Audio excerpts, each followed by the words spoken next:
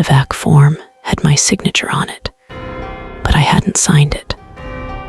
I noticed that at 2:17 in the morning while working alone at a small nursing station in Nunavut. The community had fewer than 700 people, and the nearest hospital was several hundred kilometers away. Serious cases went south by air, assuming the weather allowed it. That night, the wind was pushing snow across the runway hard enough that the airport lights kept disappearing.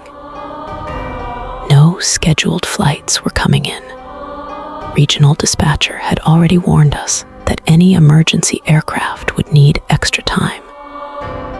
I was finishing inventory when the fax machine started. The transfer form named a local man in his 60s. It listed chest pain, low oxygen, and possible cardiac distress. At the bottom was my name and a signature close enough to mine that I stared at it for several seconds. The patient wasn't in the nursing station. I checked the waiting room, both examination rooms, and the 2 short-stay beds. Empty. Then I called the dispatcher. The woman who answered sounded tired. She said the request had been received 20 minutes earlier, and an aircraft was already being prepared. I told her I hadn't requested one. There was a pause. Then she asked whether another nurse was working with me. I was the only nurse on duty. She read back the authorization number. It matched the number on the fax. She also had a recorded callback confirming the patient's condition. The callback had come from our nursing station phone. I checked the call history. There was an outgoing call at 1:54 a.m. to the regional medical line. It had lasted 6 minutes. At 1:54, I had been in the storage room counting medication. The phone was on the desk outside. I hadn't heard it ring or heard anyone speaking. The dispatcher canceled the aircraft preparation, but asked me to locate the patient named on the form. She said the details might have come from a family member who misunderstood the process. That explanation made sense until I called his house. His daughter answered. She said her father was sleeping and had not complained of chest pain. I asked her to wake him and check anyway. A minute later, he came to the phone irritated but clearly fine. I apologized and hung up. While I was still standing there, the exterior door buzzer sounded. A man in a reflective airport jacket was outside. His hood and face covering left only his eyes visible.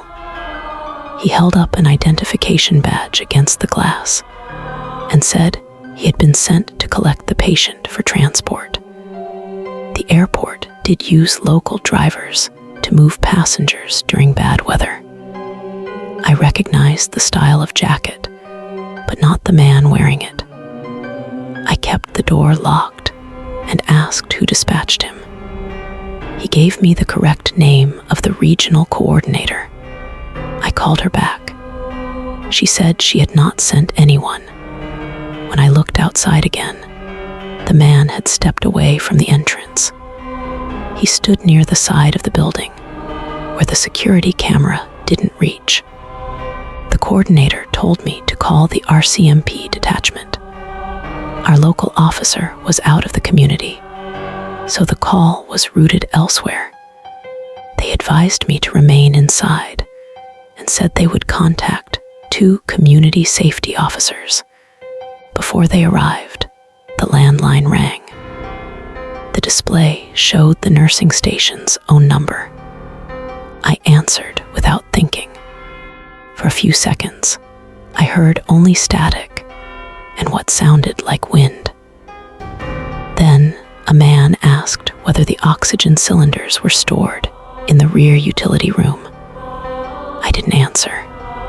He repeated the question, using my first name. I hung up and locked the medication room. I also pushed a filing cabinet against the rear service door, which probably wouldn't have stopped anyone determined to enter, but it made me feel less exposed. The 2 safety officers arrived about 15 minutes later.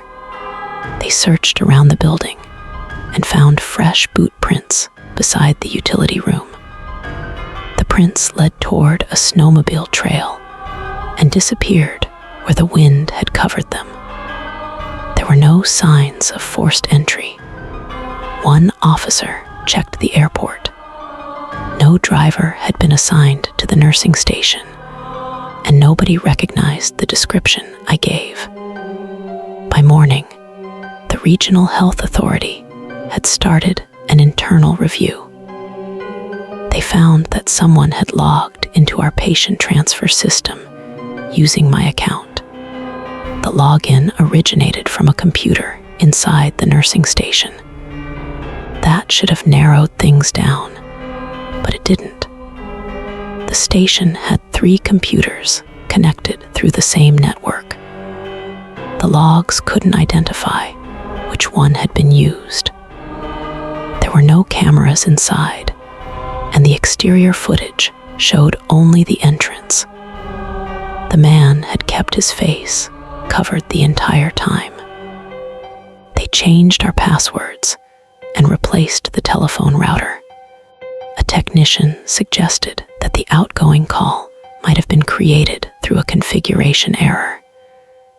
He could not explain the 6-minute duration or the recorded voice confirming the transfer. The part that worried the health authority most was the oxygen question. At the time, cylinders were kept in the rear utility room beside emergency fuel and spare medical supplies. 2 weeks before that night, several communities in the region had reported thefts of medical oxygen. The cylinders could be resold, especially during winter when shipping delays caused shortages. The official theory was that someone wanted me to open the building by creating a believable patient transfer. Once inside, he could locate the supplies or unlock the service door for someone else.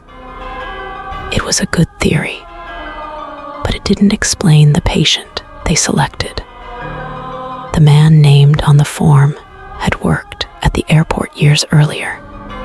He had also been responsible for reporting missing fuel and cargo during a period when nobody kept reliable records. He died the following spring from an actual heart attack. Afterward, his daughter brought his documents to the nursing station because she didn't know where else to take them.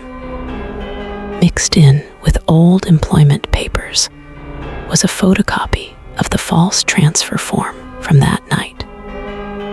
It was the same form I had received, including the imitation of my signature, except his copy had been dated 3 days earlier.